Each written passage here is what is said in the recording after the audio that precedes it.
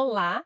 Hoje a gente vai fazer uma análise focada num tema super importante para a segurança do trabalho aqui no Brasil: a exposição ocupacional a radiações ionizantes. Isso aí. Vamos mergulhar nos pontos do anexo 5 da NR15 e também na norma da CNN, a 3.01, para entender melhor os riscos, quem está exposto, sabe? E como a lei protege essa turma toda. Exato. E, bom, só para começar, o que é mesmo radiação ionizante? De forma simples, é uma energia com força para arrancar elétrons dos átomos, sabe? Ionizar. Ah, tá. E isso pode mexer com o material biológico, por isso todo cuidado.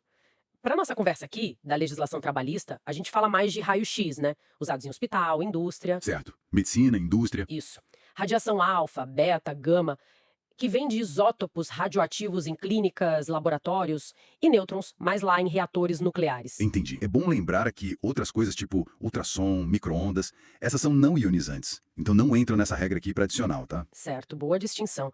E onde a gente encontra essas fontes ionizantes no dia a dia do trabalho? Imagino que na área da saúde seja um lugar bem comum, né? Sem dúvida. Hospitais, clínicas. Nossa, tá cheio. Aparelho de raio-x, tomografia, né? Equipamento de radioterapia. Radioterapia também. Sim. E toda a parte de medicina nuclear. PET-CT, cintilografia.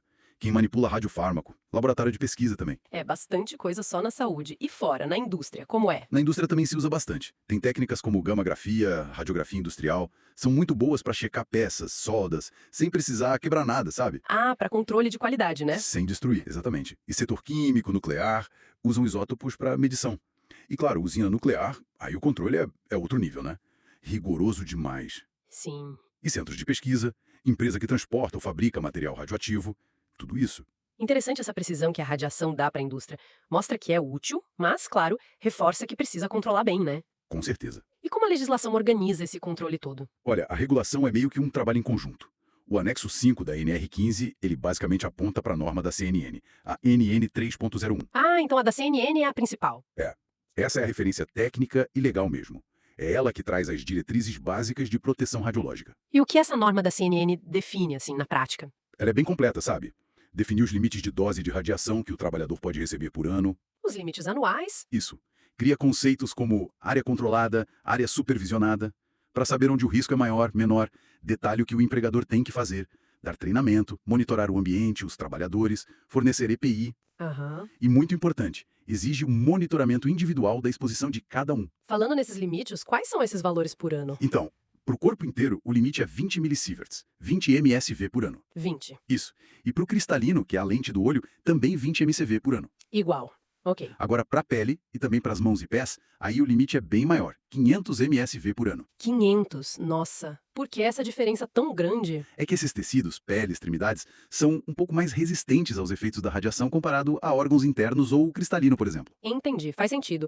E se alguém passar desses limites, o que acontece? Aí a ação tem que ser rápida. Geralmente, afasta o trabalhador da fonte de radiação por um tempo, né? Tira ele da área de risco. Exato. Aí tem que investigar a fundo o que aconteceu, por que passou do limite e, claro, reforçar as medidas de controle para não acontecer de novo. Por isso que o monitoramento é tão chave, para pegar isso logo. E como é esse monitoramento individual na prática? Cada pessoa que trabalha exposta, né, em área controlada ou com fontes, tem que usar um dosímetro. É um aparelhinho pequeno, o pessoal não pode emprestar. Individual e intransferível. Isso. Ele vai medindo a dose que a pessoa acumula, a leitura costuma ser mensal, e com os resultados de cada mês se monta um relatório anual. Ah, e esses relatórios são importantes, imagino. Cruciais. Tem que guardar por muitos anos, décadas até. E direto pedem fiscalização, imperícia. E claro, o treinamento sobre os riscos e como se proteger tem que ser feito sempre, periodicamente. Com toda essa estrutura de controle, quais são os direitos de quem trabalha exposto? Bom, se a exposição for confirmada, né, habitual, permanente, pelas medições e tudo mais, isso garante o adicional de insalubridade. E é no grau máximo, 40% sobre o salário mínimo regional, segundo a NR15. 40%? E periculosidade? Também pode? Pode também, dependendo da atividade específica, do risco envolvido. Mas aí tem aquele ponto. Não dá para receber os dois juntos, né? Exatamente, não pode acumular. Se o trabalhador tiver direito aos dois, ele tem que escolher qual prefere receber. E a empresa tem que registrar essa escolha direitinho, formalmente. Entendi. E na prática, o pessoal costuma escolher qual? Olha, uma coisa que a gente vê em perícia é que, muitas vezes, a periculosidade acaba dando um valor maior no bolso do trabalhador. Então, quando cabe, é comum preferirem a periculosidade. Mas tem que analisar caso a caso, claro. Isso reforça como é importante para a empresa ter tudo documentado, né? A escolha do adicional, os relatórios do dosímetros. Com certeza. Manter esses relatórios dosimétricos organizados, acessíveis, é fundamental. Em perícia, é comum pedir os últimos 5 anos para ver o histórico.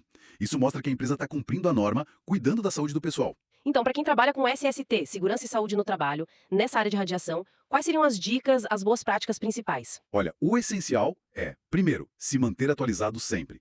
A norma da CNN, a 3.1, as NRs, elas podem mudar. Segundo, verificar os relatórios dosimétricos com frequência, ver se está tudo dentro dos limites. Certo, acompanhar de perto. Isso. Terceiro, treinar bem as equipes, garantir que entendam os riscos e os procedimentos. Quarto, formalizar tudo. A escolha do adicional, os registros de dose e, talvez o mais importante, promover uma cultura de segurança forte, sabe?